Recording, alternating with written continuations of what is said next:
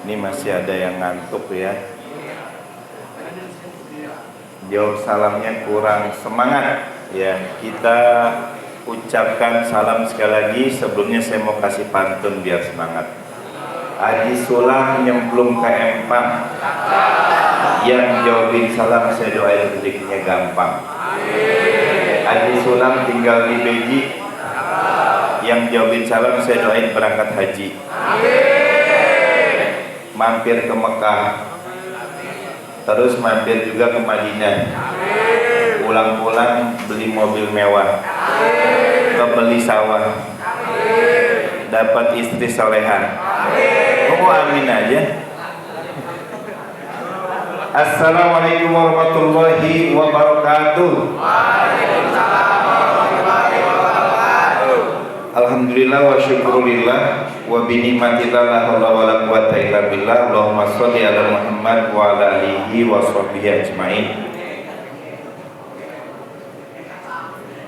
Puji syukur sama-sama kita panjatkan kehadiran Allah Subhanahu wa taala. Dengan segala nikmat dan karunia-Nya kita bisa berkumpul, bertatap muka, bermuajahah. Hari ini kita melaksanakan puasa yang keberapa? Keberapa? 22 ya. Nanti kita tarawih malam ke 23 yang malam ganjil. Jadi nanti adik-adik jangan sampai lewat nih ya. Kita berburu malam Lailatul Qadar ya. Hadis itu menguat di malam-malam ganjil di 10 malam terakhir, 21, 23, 25, 27, 29. Siapa yang kemarin itikaf? Yang ujung.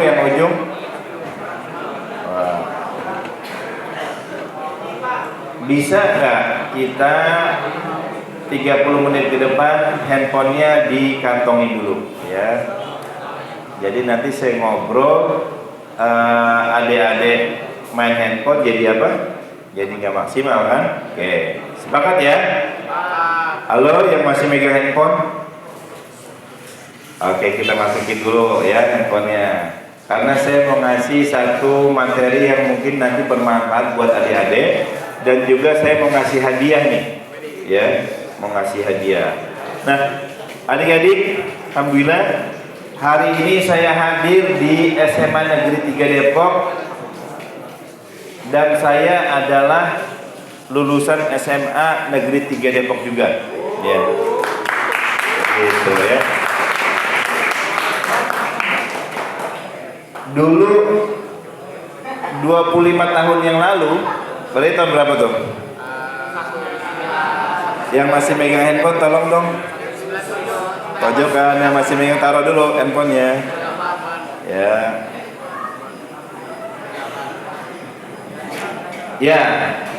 Tahun 98 itu saya juga sama belajar berbicara di hadapan orang banyak ya. Itu cuman bedanya kalau sekarang lebih fresh, lebih enak gitu kan, terkontrol. Kalau dulu waktu saya pertama kali pegang mic 25 tahun yang lalu, itu keringet segede-gede jagung ya, keringet segede-gede jagung saking apa? Groginya, nervous ya.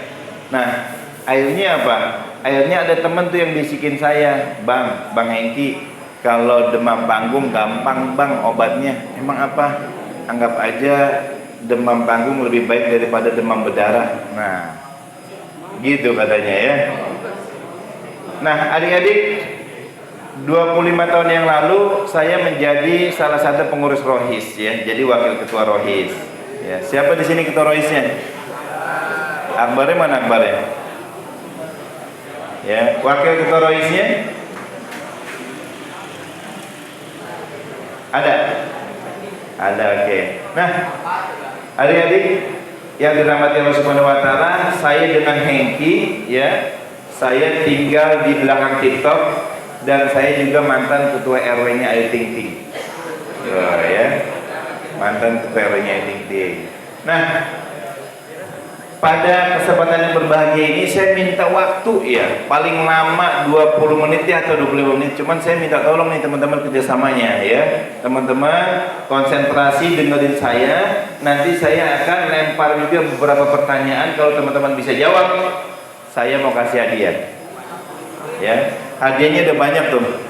ya, pergi umroh, tiket pergi umroh ya, apa namanya, sampai bandara gitu ya, diantar sampai bandara. Pergi umroh jika mampu.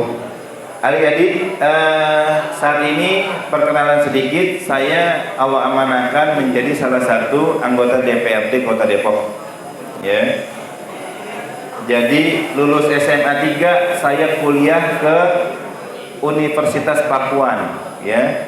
Universitas Pakuan saya ngambil teknik elektro. Nah, terus kemudian flashback sedikit ke belakang, lulus SMA 3 saya juga semua ujian saya ikuti. Pertama ujian STAN nggak lolos, ya. Ujian ilmu statistik nggak lolos juga. UI nggak lolos, ya.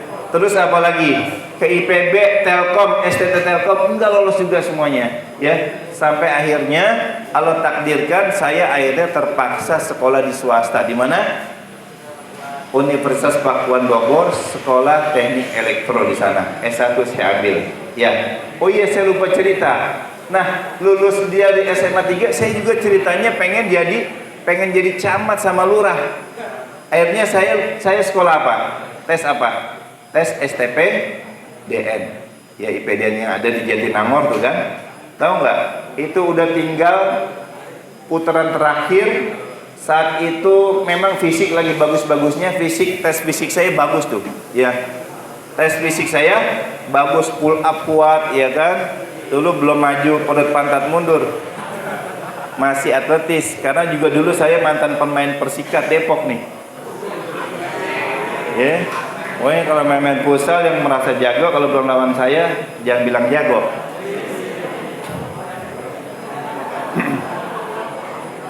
Nah, terus ya, ini putaran terakhir, begitu mau tes wawancara tuh nggak lolos, ya. Dan ternyata Allah punya cerita lain, ya. Saya apa? Akhirnya kemarin di pemilu 2019 saya diangkat atau diamanahkan sama rakyat untuk jadi salah satu anggota DPRD Kota Depok, gitu ya. Masya Allah. Dan ternyata jalan cerita begitu ya. Saya pengen jadi lurah, pengen jadi camat, tapi akhirnya sekarang setelah saya jadi dewan, saya bisa membawahi lurah dan camat begitu. Alhamdulillah ya. Nah, adik-adik, siapa yang bisa ikut tantangan saya, ya, berhitung sampai angka 20 bergantian, terus kemudian nanti siapa yang sampai di angka 20, udah tahu ya? Yang udah tahu ntar dulu ya, ini buat ngidupin suasana. Bisa bergantian, ketika saya bilang 1 kalian 2 gitu ya, terus 3. Oke? Bisa ya? Ya, kita coba. Siapa yang berani?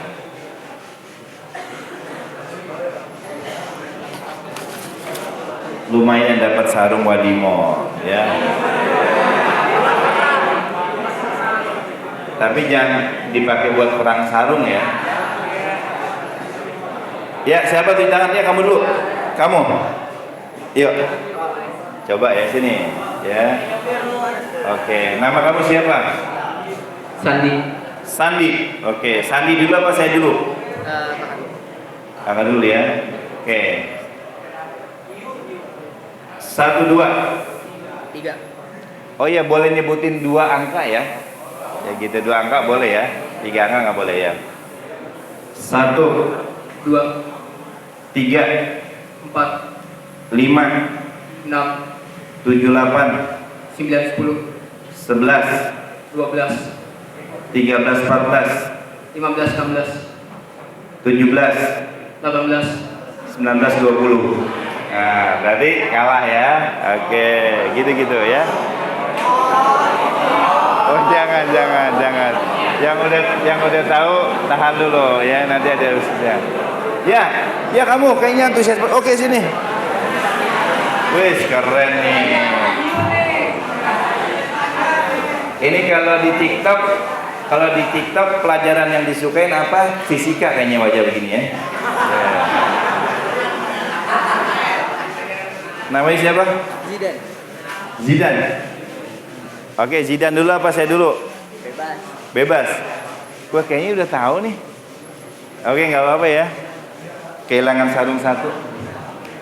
1, 2, 3. 4, 5, 6.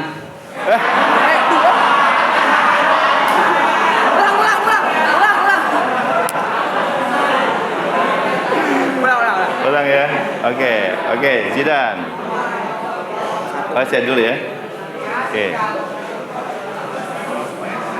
1, 2, 3, 4, 5, 6, 7, 8, 9, 10, 11, 12, 13, 14, 15, 16.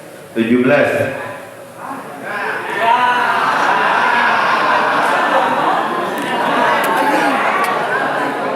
Udah, silakan duduk ya. Yang di pojok gantian yang lagi megang handphone. Ya. Wih, slow nih ya.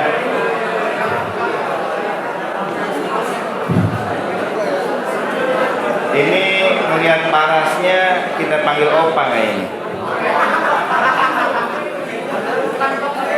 Namanya siapa bang? Atar. Siapa? Atar. Atar. Oh, Atar ya. Oke, teman-teman, tinggal dilihat polanya, ini dari hitung loh sebenarnya ya. Kalau kalian belajar matematika. Oke, Atar dulu apa saya dulu? Bebas. Bebas. Wih, keren. Oke, saya dulu ya. 1, 2, 3, 4, 5, 6, 7, 8, 9, 10, 11, 12, 13, 14, 15, 16. 17. Oke, lewat ya. Iya, kamu sini. Fatir udah tahu nih, entar dulu deh. Belum tahu. Oke, entar dulu ini dulu ya. Tir udah tahu belum, Tir? Oh, ada ya. Namanya siapa? Oh, jangan-jangan udah dikasih tahu Ayas nih. Farel. Oke, ya. Farel dulu ke saya dulu, Ren. Saya dulu ya. 1, 2, 3, 4, 5, 6, 7, 8, 9, 10, 11, 12, 13, 14,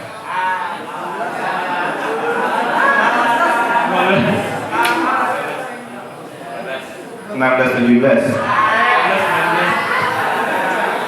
Silakan dulu. Ayo, kayaknya ada yang udah kebaca polanya ya. Oke, siap. Ayo, ente. Ya, dia. Keren nih ya. Sinian Pak, siapa? Namamu siapa? Kevin. Kamu nih kalau Kevin, kalau kamu nih bisa jawab, nanti bisa endorse model gamisnya nih ya. Iya enggak? Keren. Ya, Kevin. Saya dulu ya. 1, 2, 3, 4, 5, 6, 7, 9, 10, 11, 12, 13, 15, 18.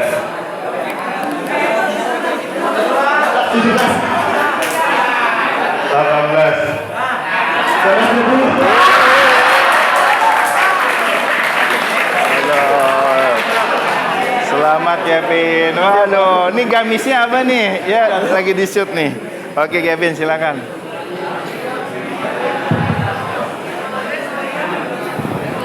Baik, alhamdulillah teman-teman.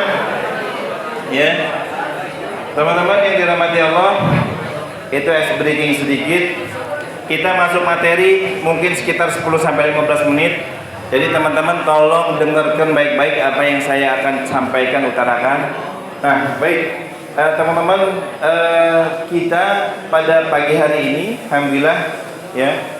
Terima kasih sebelumnya pada Bapak Syahid ya, wakil kepala kesiswaan yang sudah menemani kita. Terus adik-adik yang berbahagia, ini terserah mau nanti ketemu di luar mau manggil bapak atau memanggil kakak gitu ya, karena kita sama-sama dari SMA 3, Masya Allah. Nah teman-teman, dulu waktu saya di SMA 3 juga sama ya, saya ngaji di Rohis di SMA 3 itu kalau pulang sekolah tuh mindik-mindik. Karena kenapa? Karena kakak Rohis tuh ngambil untuk pelajaran setiap mau pulang sekolah aja, ya kan?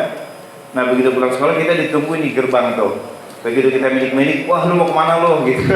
Nah akhirnya kita ketangkap, akhirnya di ngaji, dipaksa saya untuk ngaji. Tapi alhamdulillah dari paksaan itu akhirnya membuat saya jadi begini. Jadi apa? Jadi berani sama orang. Tahu nggak? Kelas 2 SMA saya udah disidak sama pengurus lingkungan. Ya, ada RW, ada tokoh masyarakat gitu. Kelas 2 SMA saya sendirian. Ya, saya sendirian dikelilingin sama tokoh masyarakat dan saya udah bisa berani beradu argumen sama tokoh masyarakat kita. Ada Pak RT-nya di situ.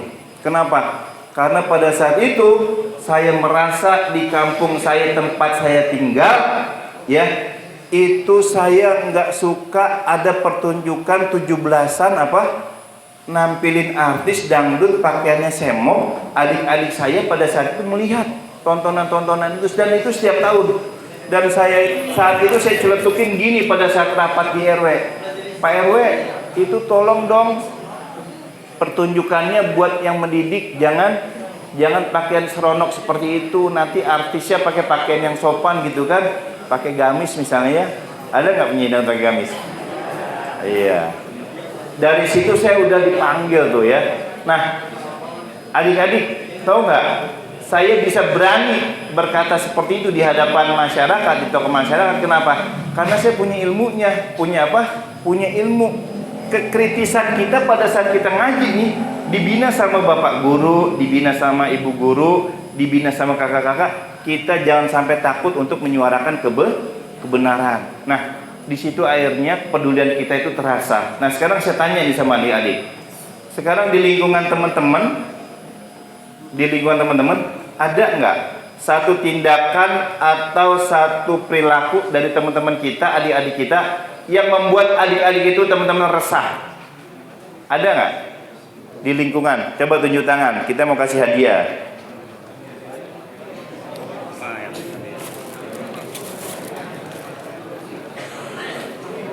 Nggak apa-apa ya, hadiah nanti buat ibunya ya.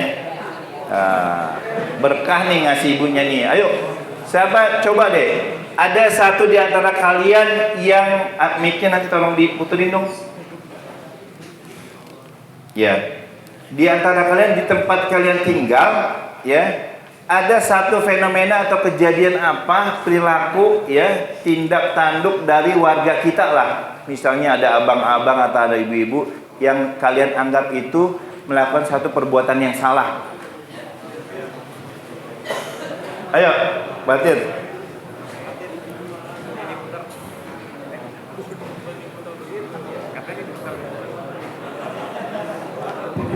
Ya. Di lingkungan. Kalau di lingkungan masyarakat sendiri saat ini kan masih banyak keluarga yang parkir sebenarnya lahan itu kan untuk parkir tapi digunakan menjadi lahan parkir kayak taman atau lapangan yang bisa harus dimanfaatkan tempat bermain anak. Malah dijadikan lahan parkir oleh masyarakat. Oke. Tapi sayangnya masyarakat sendiri atau dari pihak RT ataupun RW itu mengiyakan karena mereka dapat anggaran dari situ, mereka tarik uang kayak gitu. Jadi masyarakat tuh dari RW nggak bisa melarang itu, tapi itu menurut saya itu hal yang dapat sewa ya. Ya, tapi menurut saya itu hal yang salah karena seharusnya tempat itu bisa dijadikan untuk tempat permainan. Solusi kamu? Kalau solusi saya pertama di sekitar taman bermain itu harus diberi penjagaan kayak di RW 24 Jaya. Itu kan diberi kayak tiang ataupun pabrik diberi RW 19 ya, di pakai ataupun dibuat tempat parkir khusus. Oh dipisahin ya, buat tempat bermain anak ada, ini nggak mengambil nyerobot buat lahan parkir semuanya. Masya Allah, terima kasih Fatir ya, keren ya. Oh ya, ada lagi nggak dari kalian? Satu lagi. Di lingkungan yang membuat kalian resah, ayo. Yang pojok. Ada? Ya, oke. Sambil nunggu ya. Nah, teman-teman, ada perkataan Nabi ya yang ditantang setiap generasi muda muslim. Apa perkataan Nabi itu enggak? Siapa yang menaklukkan Konstantinopel, dia adalah pemimpin yang paling hebat dan memiliki pasukan yang paling hebat. Nah, dari hadis Nabi tersebut ya, ini setiap generasi pada saat itu ingin menunjukkan kehebatannya, ingin menaklukkan. Ya, ini kan tantangan ya. Nah, adik-adik, akhirnya tahu nggak siapa yang menaklukkan Konstantinopel? Kita flashback sejarah nih. Muhammad Al-Fatih.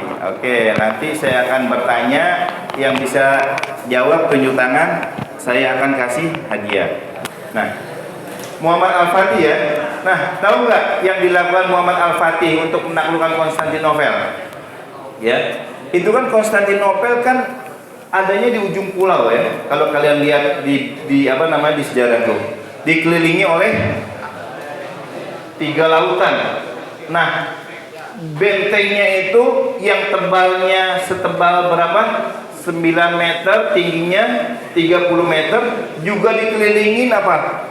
Rantai yang besarnya itu segede Alaihim lah. Itu kalau ada kapal-kapal yang ingin melintas itu nggak bisa lewat. Ya, akhirnya apa? Akhirnya pada saat itu Muhammad Al-Fatih termasuk orang yang mempunyai ide gila dia.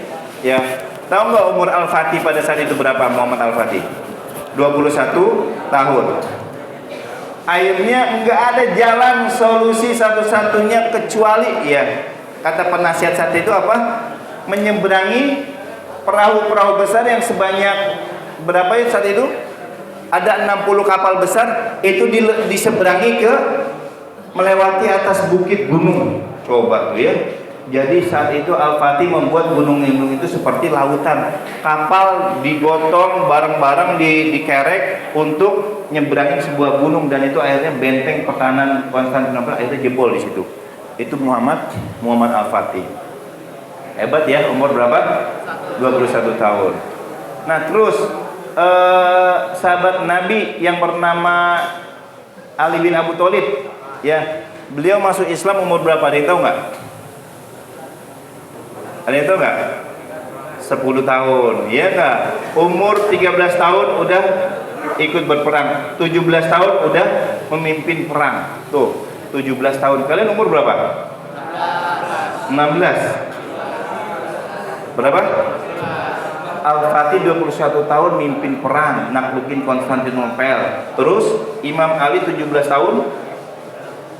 Sumanto, tahu Sumanto? 25 tahun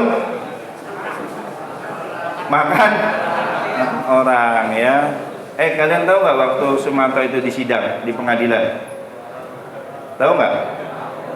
Pas pertanyaan hakim begini, Sumanto, dari bagian tubuh mana dari mayat yang kamu suka gitu? Jawaban Sumanto apa? Hakim, dari bagian tubuh yang mana saya makan, yang penting minumnya teh botol susu. Bercanda biar nggak ngantuk.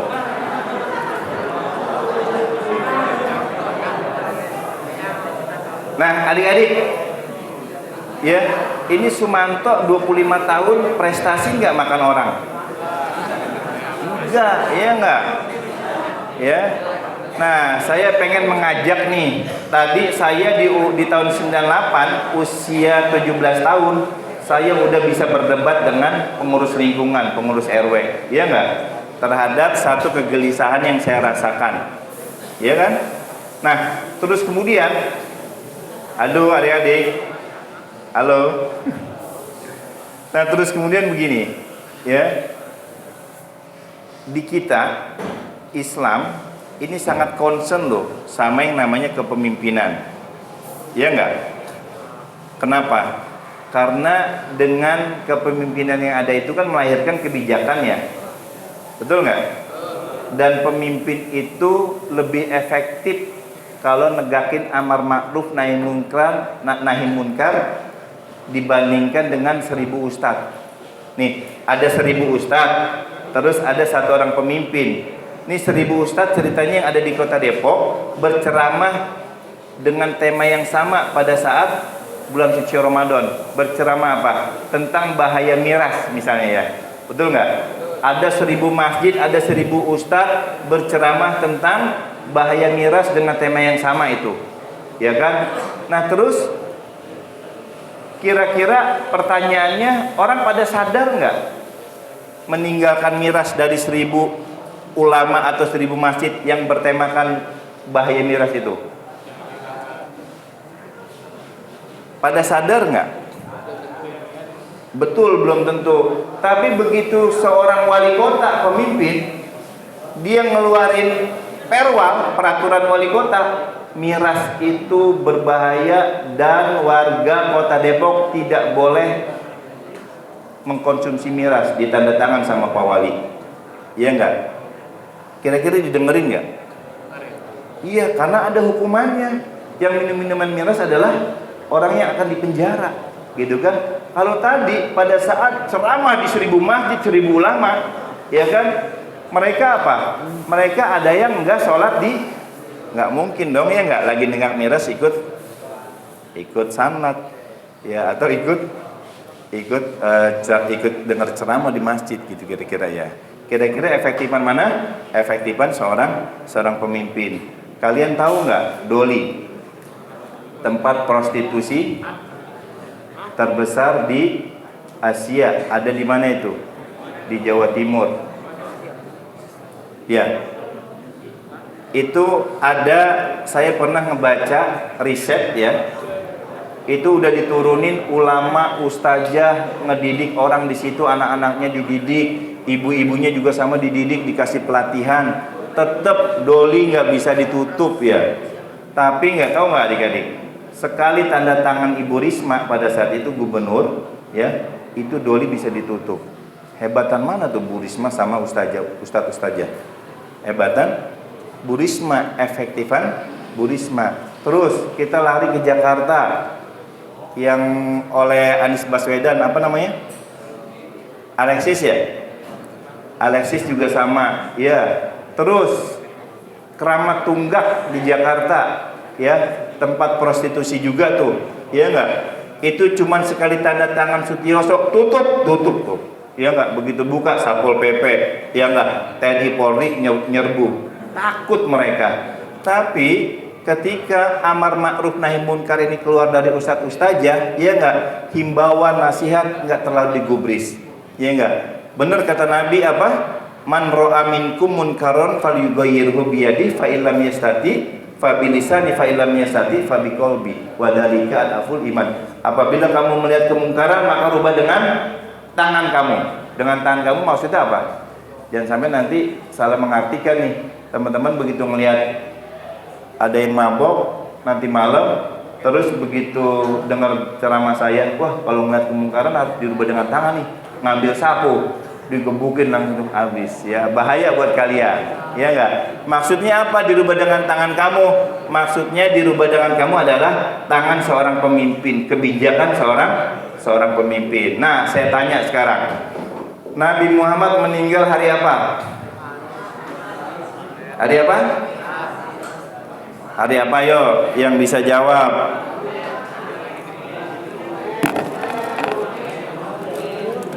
Ya, ini saya pikir digabung ya sama akhwatnya. Jadi nggak apa-apa ya kata Pak Syahid untuk ibu ya Pak ya, buat ibunya. Yang bisa jawab Nabi Muhammad meninggal hari apa? Tunjuk tangan. Tunjuk tangan dulu. Nggak boleh googling.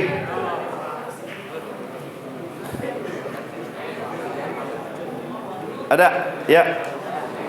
Iya kamu, Sandi. Meninggal hari apa Nabi Muhammad? Ya betul, Senin ya. Terus dimakaminya sekarang Nabi Muhammad hari apa dimakaminya? Ya. Ya hari Rabu betul.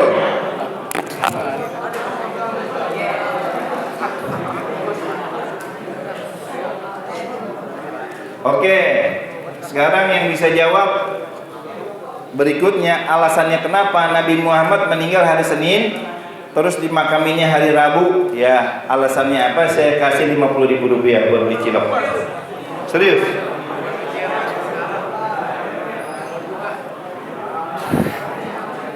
Tapi jangan buat buka ya. Nabi Muhammad meninggal hari apa tadi? Senin, dimakamin hari Rabu. Kenapa coba?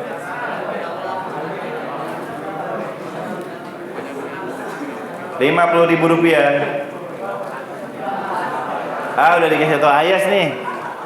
Lewat dulu. Ada yang tahu nggak?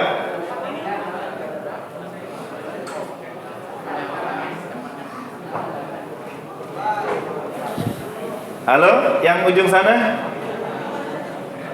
Yang pakai kopiah mirip panci Indomie?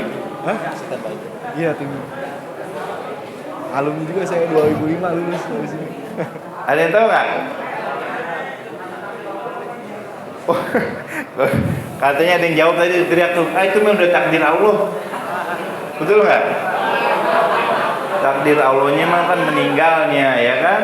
Kalau makaminya kan itu urusan sahabat pada saat itu. Nggak tahu? Oke, saya lewat dulu ya. Saya kasih tahu alasannya nih. Ya. Nabi Muhammad meninggal Senin, dimakaminya hari Rabu. Saya tanya betul apa salah? Betul apa salah? Ya salah dong, ya enggak? Kita dilarang untuk melakukan perbuatan yang tergesa-gesa kecuali pertama, kalau punya hutang harus segera dilunasin, ya enggak? Kalau punya anak gadis perempuan harus segera dinikahin. Terus yang ketiga, kalau ada orang meninggal harus segera dimakamin. Nah, Nabi pada saat itu meninggal hari Senin, terus mati hari Rabu, ya enggak? Oh salah. Nabi meninggal hari Senin, dimakamin hari Rabu. Itu kita bisa bilang enggak kepada para sahabat saat itu sahabat melakukan perbuatan yang salah? Padahal kan kuntum khairu ummah, iya enggak? Umat terbaik para sahabat itu ada siapa? Sahabat Nabi Abu Bakar As-Siddiq, terus Umar, terus Utsman, terus Ali. Itu tuh orang hebat yang Allah jamin masuk surga. Tapi kok Nabi jasadnya masih ada aja, Nabi meninggal itu selang 2 hari baru dimakamin, itu kan persoalannya, betul nggak? Kenapa coba? Ada yang mau tahu nggak? Nih saya kasih tahu. Kenapa Nabi sampai terlantar 2 hari enggak dimakamin? Ini bukan persoalannya para sahabat itu enggak menjalankan syariat yang ditentukan atau diarahkan oleh Nabi. Kenapa? Karena pada saat itu Nabi meninggal posisi sebagai khalifah presiden, pemimpin, ya enggak? Dan saat itu belum ada pengganti pemimpinnya. Ya, sehingga pada hari Rabu Abu Bakar As-Siddiq diangkat menjadi seorang pemimpin ganti Nabi, baru tuh Nabi Muhammad dimakamin. Saya yakin kalau seandainya baru seminggu nih Abu Bakar dilantik jadi presiden, Nabi Muhammad juga baru seminggu dimakamin. Nah, di sini adik-adik kenapa akhirnya Islam memandang penting dan urgent pemimpin itu, betul nggak? Ya. Oke, itu pertama ya, alasan kenapa Islam memandang penting pemimpin. Nah, alasan kedua Islam memandang pemimpin. Kamu tahu masuk kamar mandi kita diatur. Halo? Masuk kamar mandi? Masuk kamar mandi kita pakai kaki apa? Kaki kiri. Doanya Allahumma ini a'udzubika minal khubuthi wal ba'is. Ya, yang bisa jawab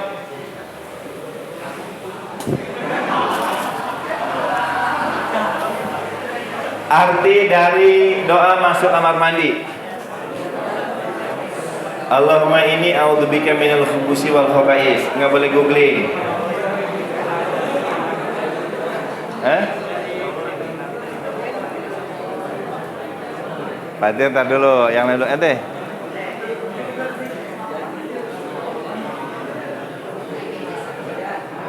Ya.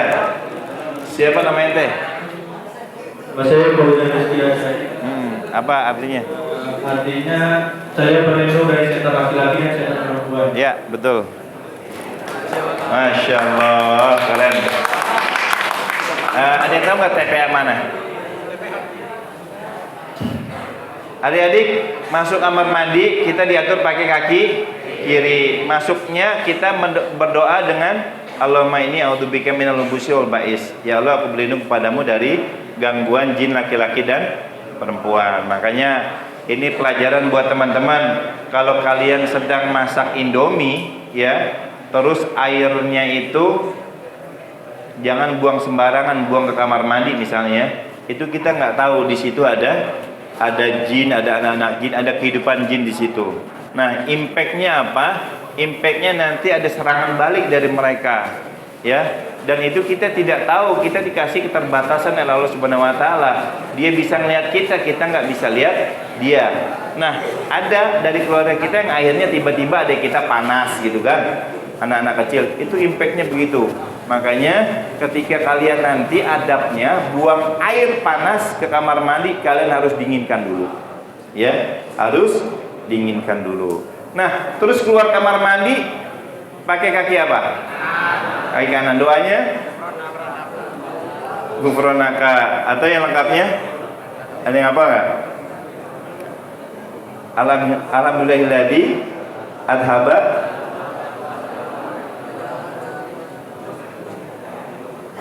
itu doa baru mau tidur ya. Nah, adik-adik, masuk kamar mandi Islam ngatur loh. Iya enggak? Masuk pakai kaki kiri baca doa, keluar pakai kaki kanan terus baca doa. Nih, alasan kedua kenapa kepemimpinan itu penting di dalam Islam. Nih, adik-adik, itu urusan personal, urusan perorangan aja Islam ngatur. Apalagi urusan yang menyangkut hajat hidup orang banyak. Sekarang penduduk Depok ada berapa? Ada yang tahu nggak? Ada yang 2 juta. Nah, kalau pemimpinnya nggak bener buat ngatur 2 juta orang kayak kemarin tuh pada saat Covid, ya nggak? Bagaimana nanti pengaturan bansos, ya kan? Bagaimana nanti mengatur orang-orang yang nggak mampu supaya tetap makan, anak-anak yang nggak mampu supaya cepet dapat sekolah yang layak, gitu kan? Kalau pemimpinnya nggak benar, dia nggak punya peraturan ngatur 2 juta warga Kota Depok, tentu ini bahaya, betul nggak? Bahaya. Makanya kepemimpinan itu sangat penting, ya. Terus yang ketiga, ya, yang ketiga ada hadis Nabi yang mengatakan bahwa idza kana thalathatun fi safar falyu'ammiru ahadakum. Jadi apabila kamu bepergian 3 orang, maka angkat 1 orang di antara kamu menjadi pemimpin. Ada nggak yang begitu? Misalkan lagi naik gunung nih teman-temannya, kita berapa? Berangkat 5 orang. Berangkat 5 orang, pulang 6 orang. Ya, dipotong. Itu kalian harus belajar tuh, angkat di antara mereka, di antara teman-teman kalian itu jadi pemimpin. Ya enggak? Ketua rombongan. Dulu saya begitu kelas 2 SMA, di SMA 3 saya ke Gunung Salak, ya. Saat itu saya ditunjuk sama teman-teman jadi pemimpin, ya, ketua rombongan. Ketika ada masalah atau teman capek gitu kan, terus misalnya ketemu sesuatu yang mengerikan, misalnya ada babi hutan, apa yang kita persiapkan gitu kan, kita koordinasikan gitu ya. Nah, adik-adik, tadi apa alasan-alasan kenapa Islam memandang penting pemimpin? Pertama, kita mengacu pada peristiwa meninggalnya Nabi, ya. Nabi meninggal Senin, dimakamin hari Rabu. Nah, terus yang kedua, betul, urusan personal aja Islam ngatur urusan perorangan gitu ya. Padahal kalau kita masuk kamar mandi, kita ngejatuh, ngejengkang, ngejublek gitu kan, itu nggak pengaruh apa-apa kan buat buat orang lain kan, pengaruhnya buat diri sendiri. Tapi kalau pemimpin yang nggak benar, berpengaruhnya sama siapa? Sama orang-orang yang akan dipimpinnya. Wali kota misalnya akhirnya berpengaruh pada 2 juta warga penduduk Depoknya, ya gitu. Nah terus yang ketiga apa? Yang ketiga, apabila kata Nabi ada 3 orang yang pergi keluar rumah, maka angkat satu di antara mereka menjadi seorang pemimpin, begitu ya. Nah ini yang keempat nih terakhir, ya. Ada hadis Nabi yang mengatakan bahwa nanti di yaumul akhir nanti itu ada 7 golongan yang akan mendapatkan naungan daripada Allah Subhanahu wa taala. Tuh.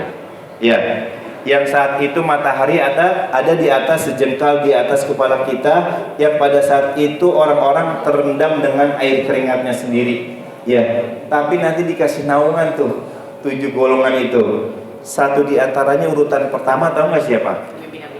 Pemimpin yang adil, gitu ya. Nah sekarang dengan saya cerita begini, adik-adik semangat nggak atau mau nggak jadi seorang pemimpin? Boleh. Jangan boleh dong, kalau boleh kesannya maksa ya. Mau Bang Engki gitu kan? Iya nggak? Iya. Adik-adik, siapa yang cita-citanya mau jadi pemimpin? Tunjuk tangan. Ketua RT? Ketua RT ada? Oh Ayas menjadi ketua RT Ayas. Ketua RW, ketua DKM masjid, kepala sekolah. Ya. Terus yang mau jadi wali kota? Ada nggak?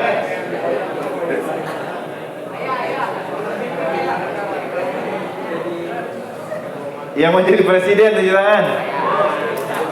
Iya, ya.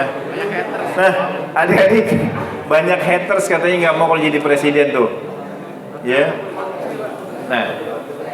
Nah sekarang saya mau cerita saya ya. Terakhir untuk ending pada session ini saya mau cerita saya akhirnya dengan saya tahu kenapa sih alasan-alasan kita Islam harus dituntut, orang Islam harus menjadi seorang pemimpin. Saya harus punya niat yang lurus dan punya cita-cita yang luhur. Pertama nih, ya. Saya di 2017 menjadi salah satu RW yang paling muda. Umur berapa tuh? Umur 35 tahun paling muda. Teman-teman saya, teman-teman RW di kelurahan itu usianya rata-rata di atas 50, 60 begitu ya. Nah, saya melihat bahwa di lingkungan saya tempat tinggal, saya itu satu RW dengan Ayu Ting Ting. Ya, memiliki 7 RT dan satu RT itu hampir ada 100 kakak, ya. Saya sebagai orang muda memiliki visi begini, melihat bahwa ini potensi nih, warga ribuan, ya kan jumlahnya, dan kecenderungan kalau setiap hari Jumat warga itu kan pada mau nyumbang Jumat berkah ya kan. Akhirnya apa teman-teman yang saya lakukan? Pada saat jadi ketua RW, saya punya kebijakan, ibu-ibunya saya bikinin promol Jumat tuh, ya promol, dan ibu-ibu dawisnya, ibu-ibu PKK itu keliling tiap-tiap RT. Tahu nggak?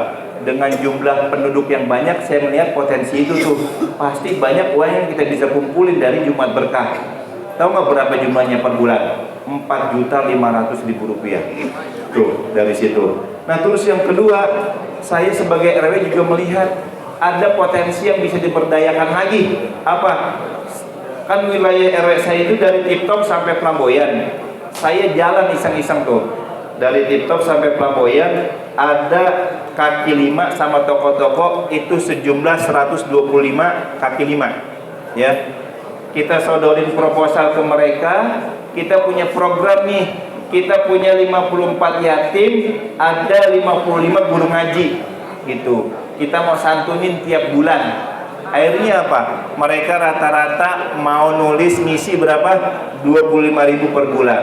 Akhirnya total dari jumlah perolehan Jumat berkah dan kontribusi dari pedagang kaki lima, saya punya uang 8.700.000 rupiah. Dan saya bisa nyantunin yatim 54 yatim, 55 guru ngaji tuh. Ya enggak? Berkah enggak? Itu yang saya bilang tadi, Pemimpin itu hebat, punya kebijakan yang dia bisa dia gelontorkan buat kemaslahatan warganya, betul nggak? Nah, sekarang nih, begitu saya jadi dewan, anggota DPRD, kemaslahatan itu bisa diperlebar adik-adik.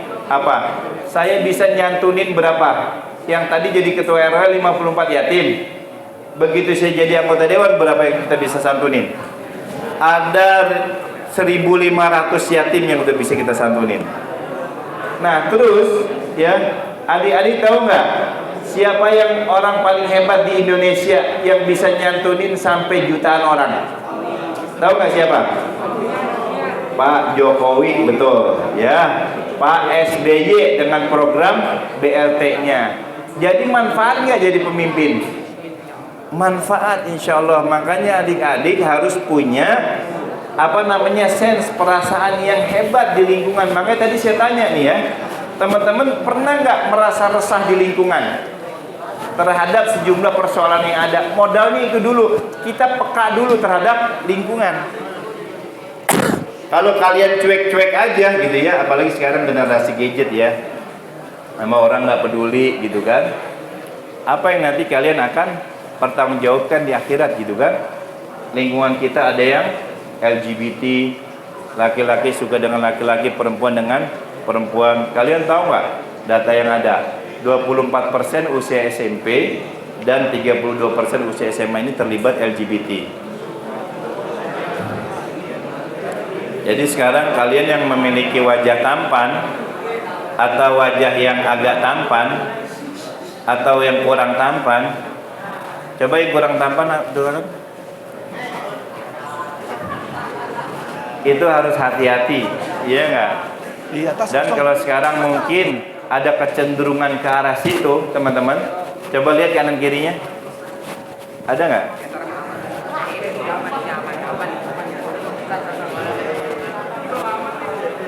Harus hati-hati ya, harus hati-hati, jaga lingkungan, jangan sampai ya, jangan sampai anak SMA 3 ada yang begitu, gitu ya. Laki-laki demen laki-laki, perempuan demen perempuan. Kenapa? Halo? Masya Allah. Tahu nggak?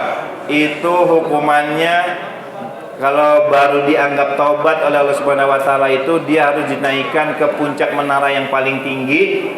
Terus diapain? Didorong, dijorokin tuh. Iya nggak? Oke, hati-hati ya. Nah, saya kira itu sedikit materi dari saya. Saya berharap nanti lulusan SMA 3 menjadi satu kebanggaan ya, di mana lulusan terbaik dari SMA 3 sudah banyak berprestasi, sudah banyak berkontribusi terhadap masyarakat. Katakanlah siapa? Di sini ada Ibu Reni, ya enggak? Beliau masuk di dalam staf Bapeda Kota Depok, ya. Terus ada Bang Farabi, beliau dokter spesialis anak di Rumah Sakit HGA, udah banyak bantu orang, ya. Terus siapa lagi? Ada dulu di angkatan saya, namanya Romi, itu juara umum terus kalau di SMA 3 ya. Itu 3 besar di ITB prestasi dia, teknologi industri, ya, Chinese dia, ya. Dan belajarnya dia, mau tahu nggak belajarnya dia? Belajarnya dia itu santai. Bapaknya tukang pempek di Depok Mall. Jadi begitu saat dia bantuin bapaknya berdagang, dia sambil belajar latihan soal, ya. Makanya hebat, kerasa otaknya ya, gitu ya. Terus siapa lagi? Banyak pokoknya deh lulusan SMA 3 ya. Jadi nanti Bang Hengki berharap 3, 5, 10 tahun ke depan, ya enggak? Nanti dapat dengar Sandi, ya enggak? Tiba-tiba jadi lurah di Kelurahan Kota Depok, ya enggak? Gitu ya. Terus ente siapa? Andrian, ketua RT Kampung Bojong Kenyot misalnya, ya enggak? Enggak apa-apa, ya kan? Gitu ya. Pokoknya SMA 3 mudah-mudahan nih anak-anak Roisnya, anak-anak yang saat ini ada, ini kedepannya 2, 3, 5, 10 tahun itu ke depan menjadi pemimpin, insya Allah ya. Oke, waktunya habis ya. Ada berapa menit lagi? Bawa uang. Bawa uang. Bawa uang.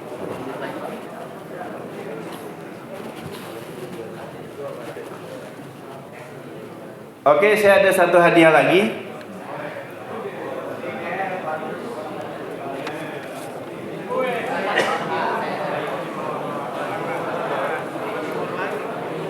Ini alhamdulillah nih ya, sarungnya all size, muat buat siapa aja. Siapa nama ibunya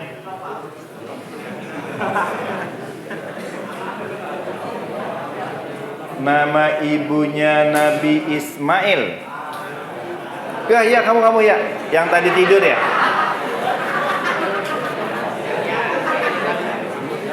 Ya, kamu, sini. Kamu googling ya? Enggak. Sini dong.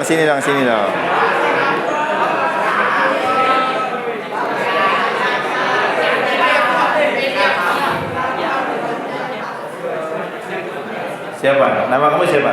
Nama saya Muhammad Absalamdi. Muhammad Absalamdi. Nama ibunya Nabi Ismail, Siti Hajar. Siti Hajar, iya betul, masya Allah. Kabarnya TPA mana, Muhammad? Ikut TPA nggak waktu itu? Ikut TPA ya? Di mana tinggal? Oke, siap. Oke, Rp25.000, masih ada waktunya ya? Masih. Rp25.000 lumayan buat beli cilok. Ya sekarang. Belinya sekarang, belinya jangan sekarang ya. Buat 4 orang yang bisa jawab ya. Siapa nama ibunya Nabi Isa? Ya, belakang. Ya kamu. Sini. Nah ini funky juga nih, keren nih. Wah. Kamu kalau di grup band megang ritem apa gendang? Gentang. Oh, gentong. Iya. Namanya siapa? Maryam. Nama ente dulu dong. Oh, Arzaki pertama. Arjaki, panggilannya Zaki ya? Oke, Zaki. Jawabannya apa? Siapa nama ibu Nabi Isa? Maryam, betul nggak?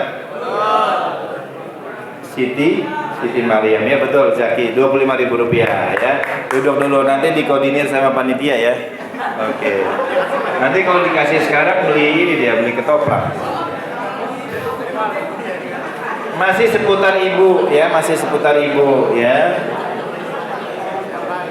Siapa nama ibunya saya?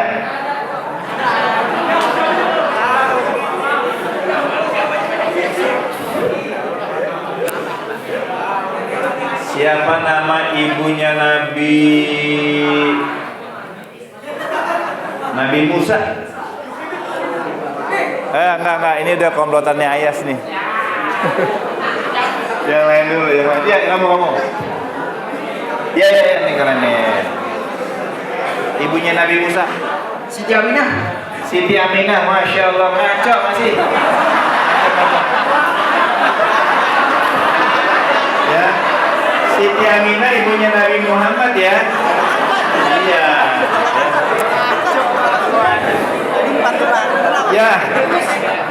Ya, betul kamu ya, sini. Yang googling.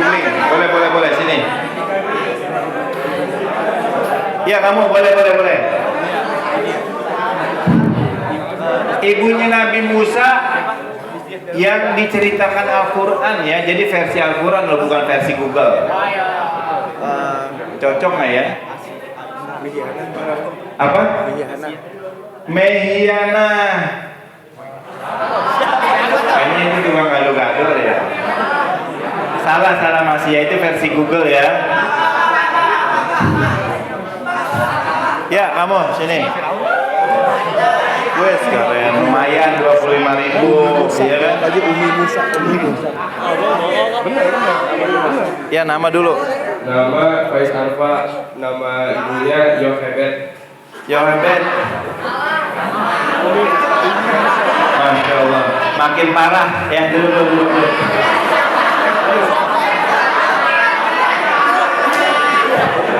Ya.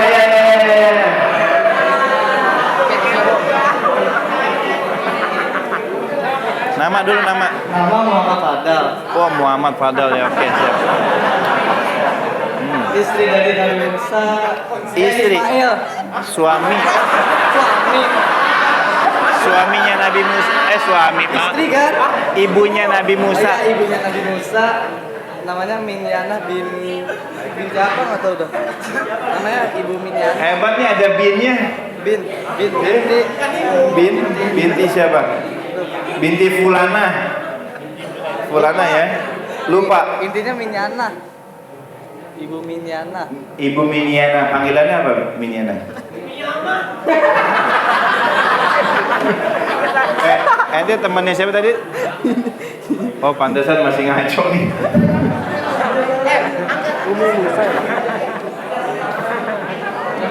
Ya. Ayo versi Al-Quran, saya naikin ya jadi 50.000 rupiah ya. Hah? Ini teman Ayas juga nih. Oh, temannya Ayas ya? Oh iya, oke. Oh, berarti kalau masih temannya Ayas 25.000 masih 25.000. Ya, 25.000. Siapa nama ibunya Nabi Musa? Umi Musa. Umi Musa, ya. Siapa namanya? Umi Musa, ya 25.000 rupiah.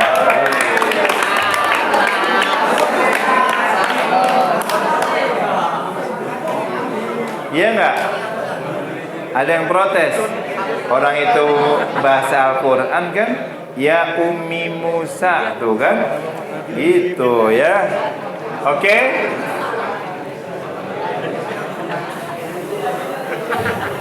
Oke, berikutnya ya.